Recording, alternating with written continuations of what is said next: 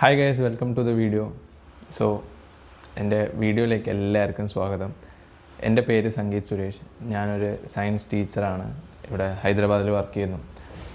അപ്പോൾ ഞാൻ കഴിഞ്ഞ മാസം ഒരു യാത്ര ചെയ്തിട്ടുണ്ടായിരുന്നു, ഒരു സൈക്കിൾ യാത്ര ചെയ്തിട്ടുണ്ടായിരുന്നു ഹൈദരാബാദിൽ നിന്ന് കേരളത്തേക്ക്, അതായത് പാലക്കാട്. എൻ്റെ വീട് പാലക്കാടാണ്. സോ പാലക്കാടിലേക്ക് ഒരു യാത്ര ചെയ്തിട്ടുണ്ടായിരുന്നു. സോ യാത്ര കഴിഞ്ഞ് എത്തിയപ്പോൾ എൻ്റെ അടുത്ത് ഇഷ്ടം പോലെ ആൾക്കാർ എൻ്റെ വിശേഷങ്ങൾ ചോദിക്കുന്നുണ്ടായിരുന്നു. എങ്ങനെയായിരുന്നു ഇത്, എവിടെ നിന്നാണ് നിനക്ക് ഈ ഒരു മോട്ടിവേഷൻ കിട്ടിയത്, എത്ര രൂപ ചിലവായി, എങ്ങനെ ഉണ്ടായിരുന്നു എക്സ്പീരിയൻസ്, ഇങ്ങനെ there are so many questions. So ഞാൻ കുറേ അടുത്ത് ഈ ഉത്തരങ്ങൾ പറഞ്ഞ് എൻ്റെ കഥകൾ പറഞ്ഞ് ഞാനൊരു വഴിയായി. കാരണം ആൾക്കാരിങ്ങനെ ചോദിക്കുമ്പോൾ നമുക്ക് ഭയങ്കര സന്തോഷമൊക്കെ തന്നെയാണ്. അപ്പോൾ ഞാൻ വിചാരിച്ചു I will make A long video on my journey, അല്ലെങ്കിൽ എൻ്റെ സൈക്ലിംഗ് സ്റ്റോറി, എങ്ങനെയാണ്, എന്തൊക്കെയാണ് സംഭവിച്ചത്, എന്തൊക്കെയാണ് എനിക്ക് എത്ര രൂപയൊക്കെ ചിലവായി, ഇങ്ങനെയുള്ള കാര്യങ്ങളൊക്കെ ബേസ് ചെയ്തിട്ടുള്ളതായിരിക്കും ഈ വീഡിയോ എന്ന് പറയുന്നത്. So it will be a little long video. കുറേയൊന്നും ഉണ്ടാവില്ല, പക്ഷേ ഇത്തിരി ലോങ് ആയിരിക്കും.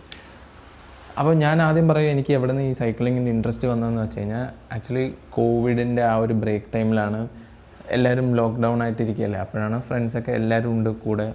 സോ എനിക്കൊരു സാധാ 5000 രൂപയുടെ സൈക്കിൾ ഉണ്ടായിരുന്നു. ആ സൈക്കിളിൽ നമ്മളിങ്ങനെ ഒരു വീട്ടിൻ്റെ അടുത്തുള്ള സ്ഥലങ്ങളൊക്കെ കണ്ട് വന്നപ്പോൾ നമുക്ക് തോന്നി കുറച്ചും കൂടി ദൂരം പോയാൽ എന്തൊക്കെ കാണാൻ പറ്റും. അങ്ങനെ ഒരു തോട്ട് വന്നിട്ടാണ് 2020 ഞാനും എൻ്റെ 4 ഫ്രണ്ട്സും കൂടി ധനുഷ്കോടി പോയി.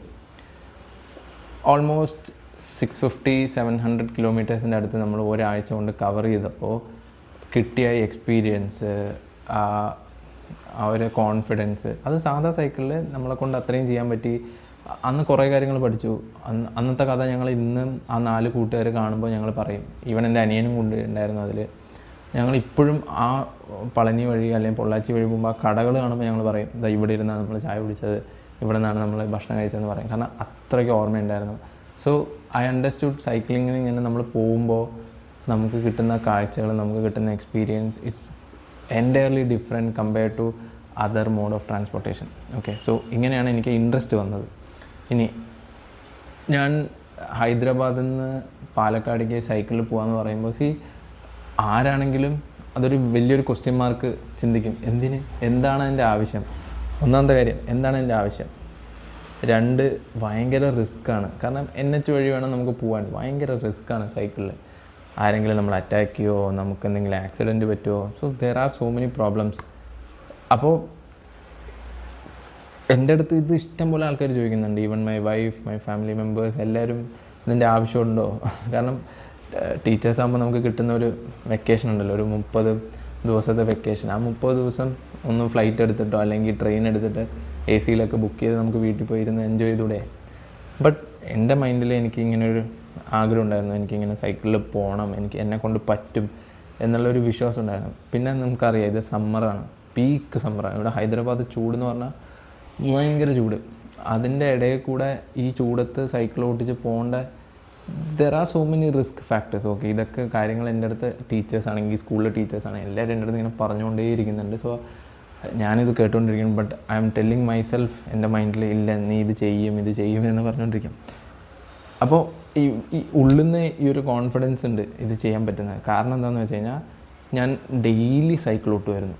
ഓക്കെ, ഞാൻ എൻ്റെ ആഗ്രഹം പോലെ ഒരു റോഡ് ബൈക്ക് എടുത്തു. കഴിഞ്ഞ കൊല്ലം, ഒരു കൊല്ലം ആകുന്നു എടുത്തിട്ട് ഞാൻ ഡെയിലി പ്രാക്ടീസ് ചെയ്യും. ലൈക്ക് 7, 8, 10 കിലോമീറ്റേഴ്സ് ഡെയിലി ചവിട്ടും.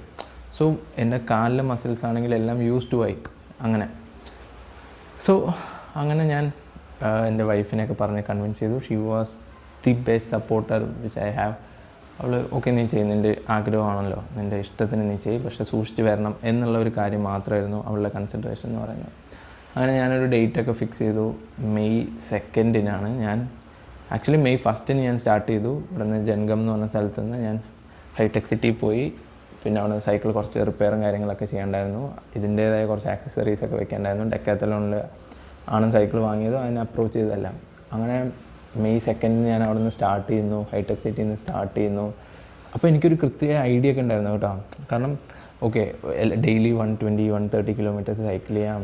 ഞാൻ ഇന്ന് കർണൂലെത്തും, അവിടെ നിന്ന് അനന്തപുരത്തും, അവിടെ നിന്ന് ബാംഗ്ലൂരെത്തും, ഇങ്ങനെയൊക്കെ ആയിരുന്നു. സോ പക്ഷേ ഞാൻ ചവിട്ടി വന്നപ്പോൾ I understood it's not that easy. കാരണം ഭയങ്കര ചൂടെന്ന് പറഞ്ഞാൽ ഒരു 8-9 മണിയാകുമ്പോൾ തന്നെ ഭയങ്കര ചൂടായിട്ട് വരുന്നുണ്ടായിരുന്നു. അപ്പോൾ എൻ്റെ ഡേ 1 തന്നെ ഡേ 1 എനിക്ക് 100 ടച്ച് ചെയ്യാൻ പറ്റിയില്ല. ഐ തിങ്ക് 87-88 അത്രയും കിലോമീറ്റേഴ്സൊക്കെ ചവിട്ടിയിട്ട് ഞാൻ റെസ്റ്റ് എടുത്തു. എൻ്റെ എല്ലാ റെസ്റ്റ് എടുത്തതും പെട്രോൾ പമ്പിലാണ്. സോ എൻ്റെ അടുത്ത് വേറെ ആൾക്കാർ ചോദിച്ച കാര്യങ്ങളാണ് എവിടെയാണ് സ്റ്റേ ചെയ്യുന്നതെന്നുള്ളത്. സോ ഞാൻ കിടന്നുറങ്ങിയതെല്ലാം പെട്രോൾ പമ്പിലാണ്. സോ അതിലേക്ക് ഞാൻ വരാം. അപ്പോൾ എന്താ പറയുക, റോഡിൻ്റെ സൈഡിൽ നല്ല തണലുള്ള സ്ഥലത്ത് ഞാൻ കിടന്നുറങ്ങിയിട്ടുണ്ട്. നല്ല നല്ല സ്ഥലങ്ങൾ, നല്ല ലൊക്കേഷൻ കാണുമ്പോൾ അവിടെ കിടന്ന് റെസ്റ്റ് എടുത്തിട്ടുണ്ട്. ഇതിൻ്റെ ഇടയിലൊക്കെ ഞാൻ ബ്രേക്ക് എടുക്കും. എൻ്റെ ഓരോ മേ ബി 20 കിലോമീറ്റേഴ്സിൻ്റെ ഇടയിൽ ഞാൻ ഒരു 10-5 മിനിറ്റ്സ് ബ്രേക്ക് എടുത്തിട്ടുണ്ട്. നല്ല ലൊക്കേഷൻ വരുമ്പോൾ അതിൻ്റെ വീഡിയോ ഫോട്ടോസ് എടുക്കാൻ ശ്രമിച്ചിട്ടുണ്ട്. ഈവൻ ചൂട് കൊണ്ട് എൻ്റെ ഫോൺ ഓഫായി പോയി. അങ്ങനത്തെ സിറ്റുവേഷൻ വരെ വന്നു. കാരണം അത്ര ചൂട്, നമുക്ക് ഫോൺ പുറത്തെടുത്ത് വീഡിയോ എടുക്കാനൊന്നും പറ്റാത്ത അവസ്ഥയായി. പിന്നെ എൻ്റെ വഴിയിലെ ബ്രേക്ക്ഫാസ്റ്റ് എന്നൊക്കെ പറയുന്നത് ഞാൻ പൂരിയൊന്നും അധികം കഴിച്ചിട്ടേ ഇല്ല പൂരിയൊന്നും. കാരണം എനിക്കറിയാം അത് കഴിച്ച ആ ഓയിലാണ്. അപ്പോൾ ഈ രാവിലെ ഓയിലി ആയിട്ടുള്ള ഫുഡ് കഴിച്ച് കഴിഞ്ഞാൽ അത് ചിലപ്പോൾ തലവേദനയും കാര്യങ്ങളൊക്കെ വരും. സോ ഞാൻ കൂടുതലും ദോശ അല്ലെങ്കിൽ ഇഡ്ഡലി ഇതായിരുന്നു എൻ്റെ മീൻസ് രാവിലത്തെ ബ്രേക്ക്ഫാസ്റ്റ്. അതിൻ്റെ ഉച്ചയ്ക്ക് ഞാൻ most of the time protein കൂടുതലുള്ള ഫുഡായിരുന്നു. ദാറ്റ് മീൻസ് ചിക്കൻ തന്നെയായിരുന്നു മൊത്തം. ചിക്കൻ ബിരിയാണിയോ അല്ലെങ്കിൽ ചപ്പാത്തിയും ചിക്കൻ കറിയും ഇങ്ങനെയുള്ള കാര്യങ്ങളൊക്കെ ധാബയെന്നും ഇവിടെ നിന്നും ഒക്കെയാണ് കഴിച്ചത്. നമുക്ക് ഈ ഒരു യാത്രയിൽ എന്താ പറയുക, ലക്ക് കുറച്ചൊക്കെ വേണം. എനിക്ക് അത് തോന്നി കുറേ അടുത്ത് എനിക്ക് നല്ല ലക്ക് ഉണ്ടായിരുന്നു എന്നുള്ളത്. കാരണം ഞാൻ പോണ വഴിക്ക് എന്ത് വേണോ സംഭവിക്കാമല്ലോ. സൈക്കിളിലാണ് പോണത്. ഒരു വണ്ടി പുറകെ വന്ന് തട്ടാനൊന്നും അധികം നിമിഷം വേണ്ട, അല്ലെങ്കിൽ നല്ല ഒരു പഞ്ചർ കിട്ടാൻ അധികം സമയം വേണ്ട.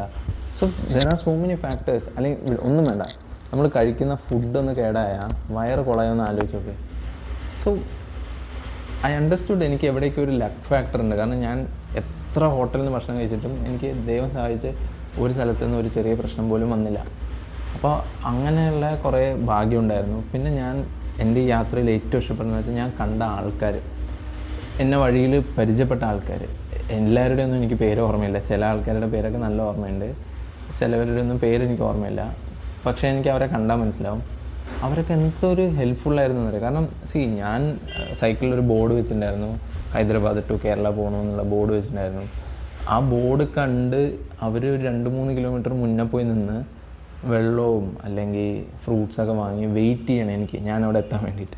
അപ്പോൾ ഞാൻ അവിടെ എത്തുമ്പോൾ അവരെന്നെ കണ്ട് സെൽഫി എടുത്ത് എൻ്റെ ഇൻസ്റ്റാഗ്രാമൊക്കെ വാങ്ങി ഓൾ ദി ബെസ്റ്റൊക്കെ തന്ന് ഈ ഫ്രൂട്ട്സും സാധനങ്ങളും ഒക്കെ എൻ്റെ കയ്യിൽ തന്നിട്ട് അവർ ഹാപ്പി, ഞാനും ഹാപ്പി. ഇങ്ങനത്തെ ആൾക്കാരുണ്ട് നമ്മൾ താമസിക്കുന്ന ഈ ലോകത്ത്. പിന്നെ ഈവൻ ഈ ഒരു ടോളിൻ്റെ അവിടെ വെച്ച് ഒരു ഇൻസിഡൻ്റാണ്. ടോളിൻ്റെ അവിടെ വെച്ചിട്ട് ഞാൻ ഒരു കരിമ്പ് ജ്യൂസ് കുടിക്കാൻ നിർത്തിയിട്ടാണ്. നല്ല വെയിലുണ്ടായിരുന്നു. അപ്പോൾ ഞാൻ ഈ കരിമ്പ് ജ്യൂസ് കുടിക്കാൻ നിർത്തി അവിടുത്തെ ആ ചേട്ടൻ കുടിച്ച് കഴിഞ്ഞിട്ട് എൻ്റെ കയ്യിൽ നിന്ന് പൈസ വാങ്ങിയില്ല. അപ്പോഴേക്കും അവിടെ മാങ്ങ വെക്കുന്ന 2 അപ്പൂപ്പന്മാരുണ്ടായിരുന്നു. അവർ വന്ന് എനിക്ക് 2-3 മാങ്ങയൊക്കെ തരിക ഫ്രീ ആയിട്ട്, എടുത്തോ മോനെ എന്നുള്ള രീതിയിൽ. എന്നിട്ട് അവരെൻ്റെ തോന്നും ഞങ്ങളുടെ കൂടെ ഒരു സെൽഫി എടുക്കും. There are so many kind of people. ഭയങ്കര പാവമായിട്ടുള്ള ആൾക്കാരുണ്ടായിരുന്നു. നല്ല എക്സ്പീരിയൻസ് ആയിരുന്നു. ഞാൻ അവരിൽ നിന്ന് 2 മാങ്ങയൊക്കെ വാങ്ങി. അതിൽ 1 മാങ്ങ ഞാൻ അന്ന് രാത്രി താമസിച്ച പെട്രോൾ പമ്പിൽ എനിക്ക് ഒരു ബെഡ്ഷീറ്റൊക്കെ തന്നൊരു ചേട്ടനുണ്ടായിരുന്നു, അവർക്ക് കൊടുത്തിട്ടാണ് ഞാൻ പോയത്. സോ ഐ ഫെൽറ്റ് ലൈഫ് വളരെ സിമ്പിളാണെന്നുള്ളൊരു ഫീലിംഗ് വന്നു. ഞാൻ കിടന്നുറങ്ങിയതൊക്കെ എവിടെയാണ് അറിയുമോ? നമ്മൾ ഈ പെട്രോൾ പമ്പിൽ ഫ്രണ്ടിൽ മറ്റേ ലോൺ ഉണ്ടാവില്ലേ, പുല്ലൊക്കെ, അവിടെ ഞാൻ കിടന്നുറങ്ങി. പെട്രോൾ പമ്പിൽ പണിക്കാരൻ എൻ്റെ ഇവിടെ കിടന്നുറങ്ങുന്നുണ്ടായിരുന്നു, ഞാനും ഇവിടെ കിടന്നുറങ്ങുന്നത്. അങ്ങനെ ഞാൻ ഉറങ്ങി. സോ അത്ര സിമ്പിളായിട്ട് ഒരു ബെഡ്ഷീറ്റിലാണ് ഞാൻ പെട്രോൾ പമ്പിൽ കിടന്നുറങ്ങി. ഞാൻ കുളിച്ചതും ഫ്രഷായത് ഈവൻ തുണി അലക്കിയതെല്ലാം പെട്രോൾ പമ്പിലാണ്. അപ്പോൾ ഞാൻ മൊത്തം യാത്ര ചെയ്തതിൽ എത്ര ദിവസം യാത്ര ചെയ്തോ അവിടെയൊക്കെ ഈ പെട്രോൾ പമ്പുകളിൽ നല്ല സപ്പോർട്ടും ഫെസിലിറ്റീസും കാര്യങ്ങളുണ്ടായിരുന്നത്. പിന്നെ ദർ വേർ പോയിൻ്റ് ഞാൻ പറയാം എവിടെയെന്നറിയുമോ, ബാംഗ്ലൂരൊക്കെ എത്തുന്നതിന് കുറേ മുന്നേയായിട്ട് ഇത് റോഡ് ഭയങ്കര അടിപൊളിയൊക്കെയാണ് കേട്ടോ. പക്ഷേ നമ്മൾ ഭയങ്കര ഒറ്റപ്പെട്ട ഫീല്. ഒന്നാമത് സൈക്കിളിലാണ് പോണത്, ബാക്കിയുള്ള വണ്ടികളൊക്കെ ഭയങ്കര സ്പീഡിൽ പോകുന്നു. സൈഡിലും ചുറ്റും ഒന്നുമില്ല, കുറേ മല പോലെ സ്ഥലങ്ങളും അങ്ങനെയൊക്കെ. അപ്പോൾ എനിക്കിങ്ങനെ തോന്നി, ദൈവമേ ഞാൻ പാലക്കാട് എത്തുമോ, ഇനി എനിക്ക് എത്ര ചവിട്ടാനുണ്ട്. കാരണം ഞാൻ ആ സമയത്ത് ഏകദേശം 400 കിലോമീറ്റർ ചവിട്ടിയിട്ടുള്ളൂ, ഇനി 800 കിലോമീറ്റർ ചവിട്ടാനുണ്ട്. അപ്പോൾ ഞാനിങ്ങനെ എൻ്റെ ഉള്ളിലിങ്ങനെ ആലോചിക്കുകയാണ് ഞാൻ, ദൈവമേ എനിക്കിനി എത്താൻ പറ്റുമോ, എൻ്റെ വീട്ടിലെത്താൻ പറ്റുമോ, അതോ ഞാൻ പകുതി നിർത്തുമോ. അപ്പോൾ ഞാൻ എന്ത് ചെയ്യുന്നത് വെച്ചാൽ ഞാനൊന്ന് പുറകോട്ട് നോക്കി. ലൈക്ക് ഞാൻ ലിറ്ററലി പറയാം, ഞാൻ സൈക്കിൾ നിർത്തിയിട്ടൊന്ന് പുറകോട്ട് നോക്കിയപ്പോൾ നീണ്ട് കിടക്കുന്ന റോഡ്, അങ്ങറ്റത്ത് എവിടെയോ കിടക്കുന്ന ഒരു പോയിൻ്റ് മാത്രമേ കാണൂ. അപ്പോൾ ഞാൻ ആലോചിച്ച് ഓക്കെ, ഇത്രയൊക്കെ ചവിട്ടി വന്നില്ലേ, അപ്പോൾ ഇതേപോലെ ഇനിയും ചവിട്ടി ചവിട്ടി അങ്ങ് പോവാം എന്നുള്ള ആ ഒരു മൈൻഡ് സെറ്റായിരുന്നു. നമ്മളെ കൊണ്ട് പറ്റും.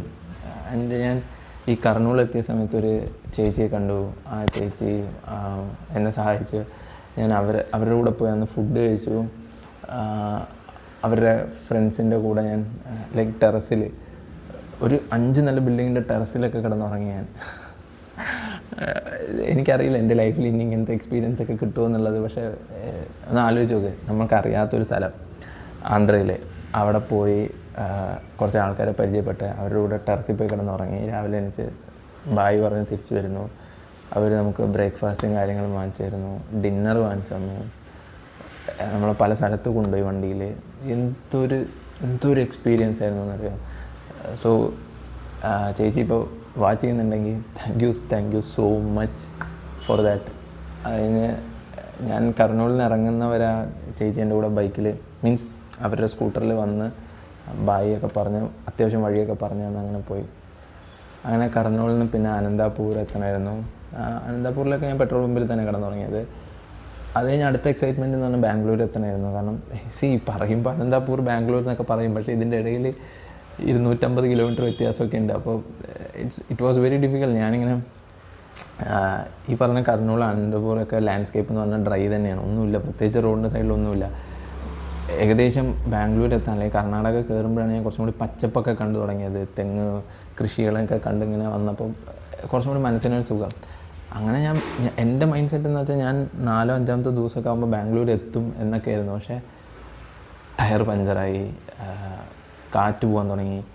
അപ്പോൾ ഈ കാറ്റ് പോകുമ്പോൾ തന്നെ നമ്മുടെ കോൺഫിഡൻസ് ഒക്കെ പോകും, ചവിട്ടാനുള്ള കോൺഫിഡൻസ് ഒക്കെ പോകും. അങ്ങനെ അതൊക്കെ പോയി ബാംഗ്ലൂർ എത്താറായപ്പോൾ ലൈക്ക് മീൻസ് ബാംഗ്ലൂർ എത്തി ഇനി ഒരു 80 കിലോമീറ്റേഴ്സ് ഉണ്ടായിരുന്നു. ഞാൻ അതിനും ബാക്കിലായിട്ട് നിൽക്കണത്. അപ്പോൾ വൈകുന്നേരമായി, മഴ പെയ്യാൻ തുടങ്ങി, ചെറുതായിട്ട് മഴ പെയ്യാൻ തുടങ്ങി. പക്ഷേ ക്ലൈമറ്റ് വാസ് സോ ഗുഡ്, ആ ചൂടൊന്നും ഉണ്ടായിരുന്നില്ല. അപ്പോൾ ഞാൻ 2-3 പെട്രോൾ പമ്പിൽ ചോദിച്ചിട്ട് പോലും അവരവിടെ സ്റ്റേ തന്നില്ല. ലൈക്ക് ഫ്രഷ് ആവാനോ സൈക്കിൾ നിർത്താനോ ഒന്നും സമ്മതിച്ചില്ല. കാരണം എന്താ വെച്ചാൽ സം സെക്യൂരിറ്റി റീസൺസ്, അതായിരുന്നു അവരുടെ കാരണങ്ങൾ. പിന്നെ ഒരു 4-ാമത്തെ പെട്രോൾ പമ്പിൽ ചോദിച്ചിട്ടാണ് അവർ സമ്മതിച്ചതൊക്കെ. അപ്പോൾ ഞാൻ പറഞ്ഞില്ലേ, it was not everything luck. നമുക്ക് എല്ലാം ഒന്നും ലക്കൊന്നും അല്ല. എൻ്റെ അടുത്ത് കുറേ ആൾക്കാർ പറഞ്ഞു യു ആർ സോ ലക്കി അങ്ങനെയൊക്കെ പറയുന്നുണ്ട്. എല്ലാം ഒന്നും ലക്കല്ല, നമ്മൾ എടുത്തു വെക്കുന്ന സ്റ്റെപ്പ് പോലെ ഇരിക്കും. ആൻഡ് നമ്മുടെ ഉള്ളിൽ കുറേ സെൽഫ് ഡൗട്ട് കാര്യങ്ങളൊക്കെ ഉണ്ടാവും. ഞാൻ ഇന്ന് അവിടെ എത്തുമോ, അല്ലെങ്കിൽ ഞാൻ ഇന്ന് അവിടെ കിടന്നുറങ്ങും, ഇന്നെനിക്ക് എൻ്റെ സൈക്കിളിൽ ടയർ പഞ്ചറായി, ഇനി എങ്ങനെ എൻ്റെ യാത്ര മുന്നോട്ട് പോകും, ഇങ്ങനെയുള്ള പല പ്രശ്നങ്ങളുണ്ട്. NHൻ്റെ സൈഡിൽ ഒരു സൈക്കിൾ കട പോലും ഇല്ല, ഞാൻ കണ്ടില്ല എവിടെ. അങ്ങനെ എൻ്റെ കയ്യിൽ ഹാൻഡ് പമ്പ് ഉണ്ടായിരുന്നു. ഞാൻ അത് വെച്ച് കാറ്റടിച്ച് ഒരു 5-6 കിലോമീറ്റേഴ്സ് നിൽക്കും, പിന്നെയും കാറ്റ് പോകും, പിന്നെയും അടിക്കും. And it's not that easy. സാധാ പമ്പ് അടിക്കണ പോലെ ഈ ഹാൻഡ് പമ്പ് ആകെ ഇത്ര നീളമുണ്ട്. ഇതിങ്ങനെ ഒരു 50-60 തവണ പടപടാന്ന് അടിച്ചാൽ മാത്രമേ കാറ്റ് കയറുള്ളൂ. സോ അതൊക്കെ ഫസ്റ്റ് ടൈം എക്സ്പീരിയൻസ് ആയിരുന്നു. അപ്പോൾ അത് കുറച്ച് ഡിഫിക്കൽട്ടായിരുന്നു. പിന്നെ അത് യൂസ് ടു ആയി.